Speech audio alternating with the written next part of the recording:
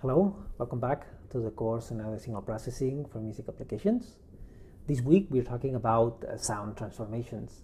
In the theory lectures, we went over some of the models that we have been talking about this course in the context of how they can be used to manipulate sounds. So now in these demonstration classes, I want to use some tools, mainly the SMS tools, to try to understand these transformations from a practical point of view. In this class, I want to go over the idea of morphing using the short time Fourier transform. So we'll be morphing two sounds. We will be morphing the sound of the ocean sound we have been listening quite a bit, and the sound of male speech that we also have been listening to, and using the STFT to combine them in some way. Okay, so let's start first trying to understand these sounds. We will use the SMS tools GUI, the analysis models one, and we will start with the short time Fourier transform, and we'll first analyze the ocean sound. Okay, this is going to be the sound we're going to be taking as X1, as a sort of the basic sound, on top of which we will be putting kind of the speech sound. So this is the basic sound, and is a sound that mainly we use all the phase spectrum for, and we'll be combining the magnitude spectrum together with the speech.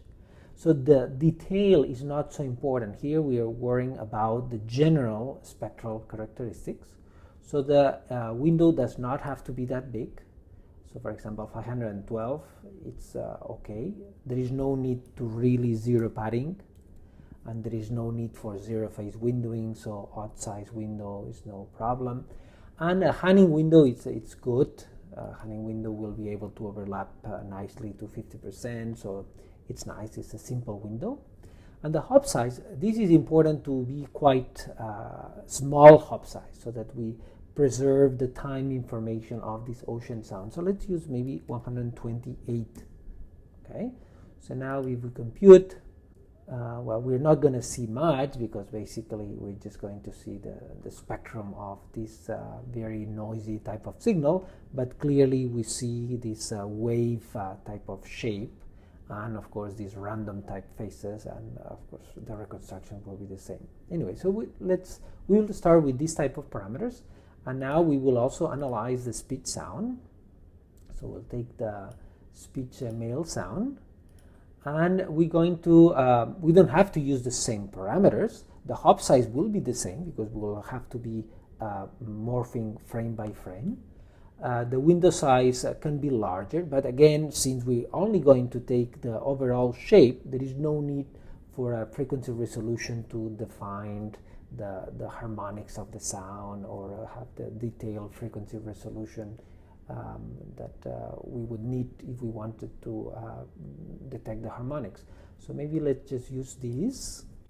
Okay, so clearly this in the magnitude spectrogram, we see very nicely the time information. We see very nicely the shape of the spectrum. No? So here basically is the formants of the sound, and the different vowels that we hear. So there we see these kind of red shapes, and of course we don't see the individual harmonics, but it's not a problem. We don't want to detect them for this particular type of transformation. Okay, so let's start with these two sounds and these parameters, and now we will go to the transformations interface.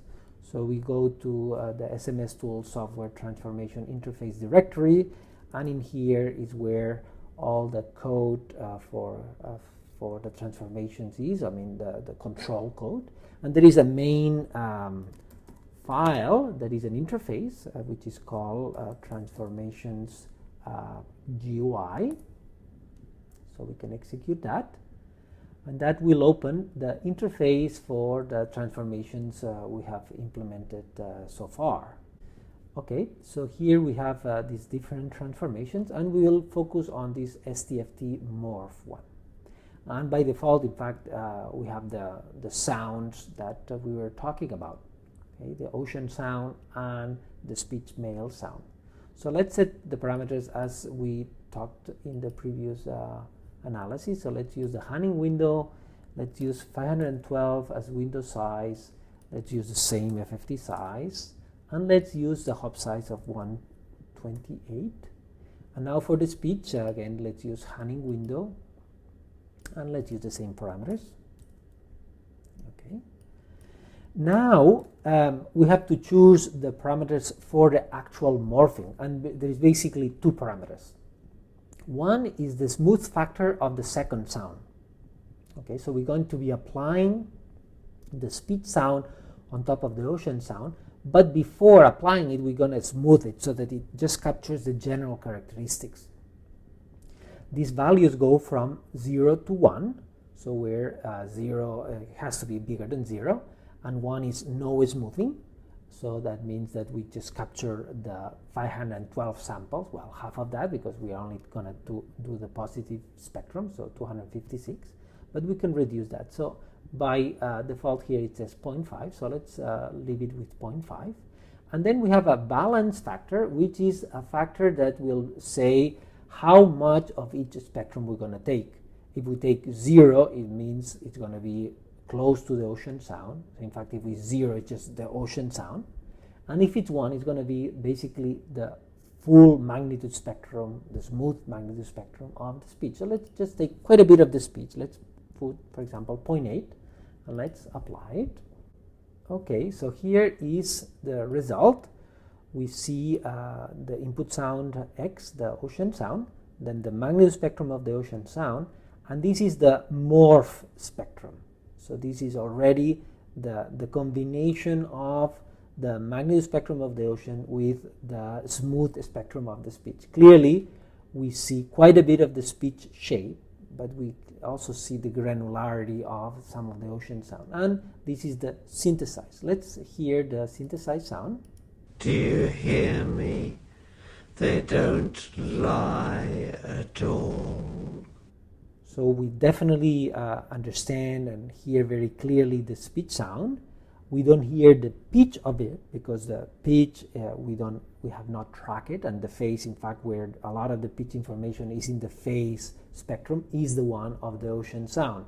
So we hear like a whispering type of sound and a kind of a little bit of the ocean. In order to hear more of the ocean, we can just reduce the balance. So for example, let's put 0.2. These will take, let's say, 20% of the speech sound and 80% of the ocean sound. Definitely now from the spectrogram we can see that it's much closer to the ocean sound. In fact, it's very close to the ocean sound. But if we listen to it,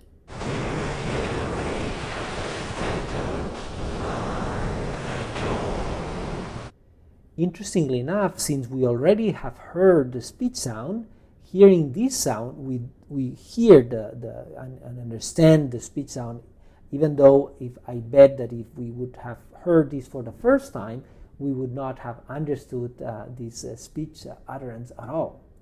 Anyway, so feel free to play around with these things and with the parameters, and I think quite a lot of different nuances can be obtained. Of course, we could extend this application to have more sophisticated controls over this kind of interpolation or morphing parameters.